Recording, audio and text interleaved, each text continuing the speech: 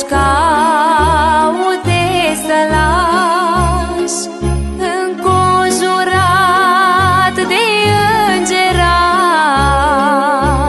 ca să-și caute să lași.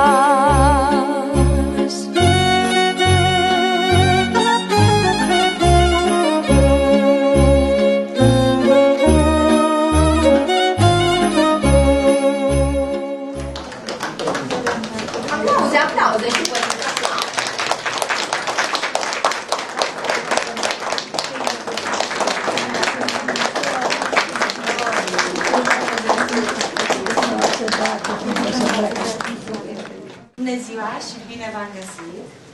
Bine ați venit la noi! Cred că ne cunoașteți, noi suntem tot la doua, la dumneavoastră și ne reîntoarcem de fiecare dată cu multă plăcere să fim alături de dumneavoastră și să vă facem o mică surpriză în prag de sărbători. Am adus-o cu noi, ca de obicei, și pe doamna directoare a grădiniței noastre și o văd că ne bucurăm să avem din nou o zi împreună cu dumneavoastră. Afară este o iarnă minunată, dar noi am venit cu multă căldură în suflet și cu multă emoție să vă colindăm, așa cum știm noi, copiii de la Grădinița Floare de Colț în prag de sărbători. Ieri l-am avut alături de noi pe domnul primar și cu aceleași colinzi frumoase cu care am colindat primăria Baia Mare, suntem astăzi alături de dumneavoastră la Căminul de Persoane Vestice. Mulțumim domnului German, care de fiecare dată ne primește cu căldură și cu care avem un parteneriat mai îndelungat. Și ne vedeți, suntem mai mari, am fost acum 2 ani la dumneavoastră, în aceeași formație, noi suntem mai mulți, dar o să dovedim că suntem grozavi și astăzi ca de obicei. Ne bucurăm că ne-ați primit la dumneavoastră. Am pornit. Vă mulțumim. Am pornit împreună cu copiii. Suntem împreună cu părinții acestor copii. Pornim un ciclu de colinzi și am vrut să începem cu dumneavoastră. Ieri am fost noi gazde, astăzi sunteți dumneavoastră gazdele noastre. Sper să vă facă plăcere, scolinde frumoase, românești. Vă doresc din tot sufletul sănătate, bucurii, să aveți o seară de Crăciun liniștită. Noi o să mai venim pe la dumneavoastră. Ne bucurăm din suflet că părinții copiilor și-au dorit și dumnealor să vină împreună cu noi. V-am adus și câteva daruri. Nu sunt foarte multe, dar făcute cu mare drag și de mânuțele copiilor noștri. Și vreau să vă spunem că, pe lângă faptul că astăzi suntem cu dumneavoastră, noi mai avem și alte acțiuni pentru copiii mici, care sunt niște familii cu condiții puțin mai dificile. Proiectul nostru se numește Și nouă ne pasă și ne-am gândit că e bine să învățăm pe copii de mici să ne pese de ceilalți. Vă doresc încă o dată și domnului director sărbători frumoase și să-i ascultăm pe copii. Mulțumim!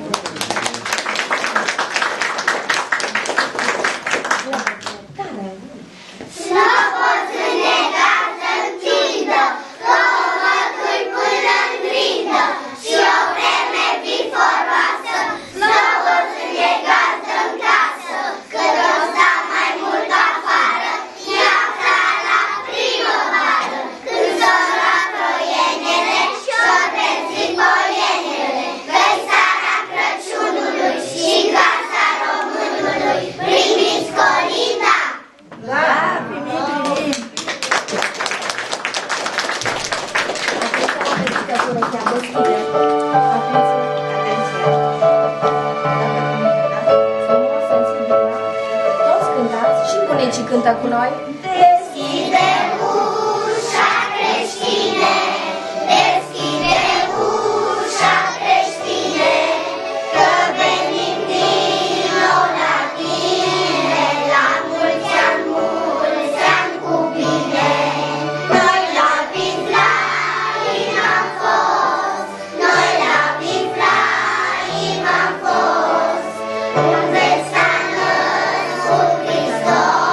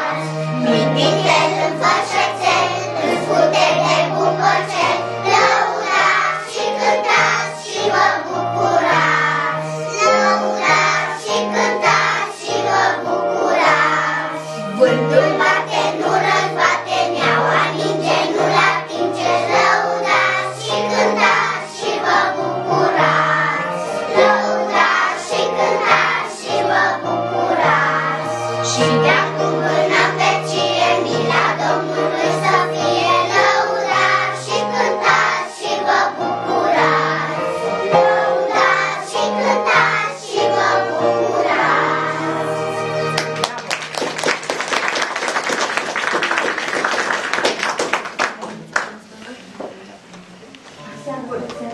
Ușor și sensibil.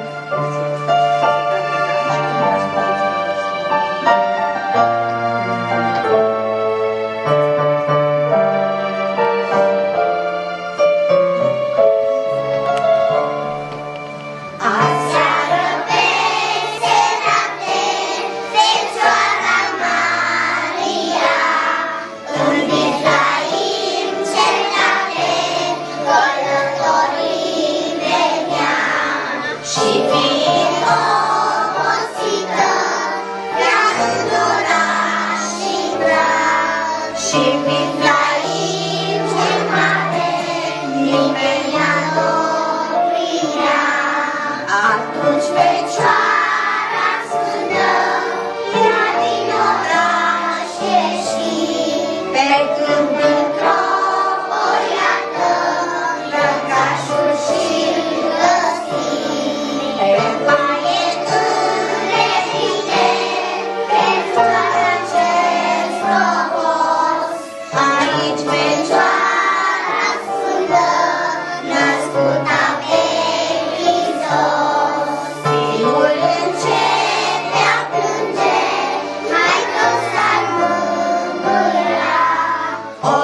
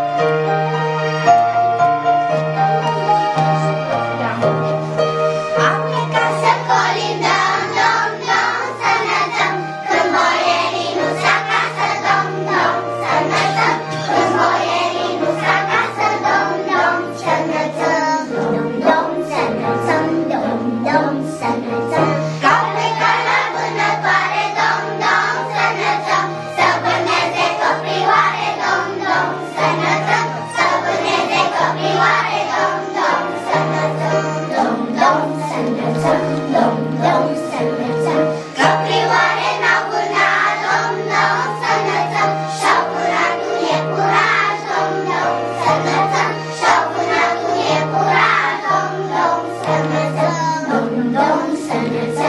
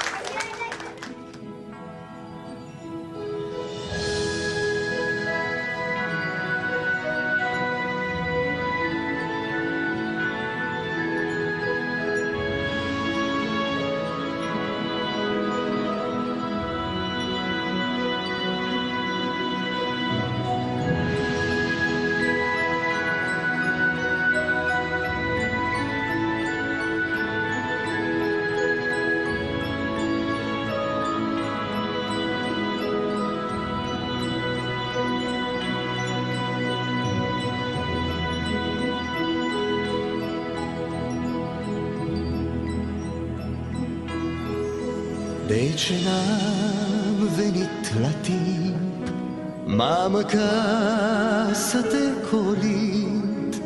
De ce oare, tată bun, n-am venit cu Moș Crăciun?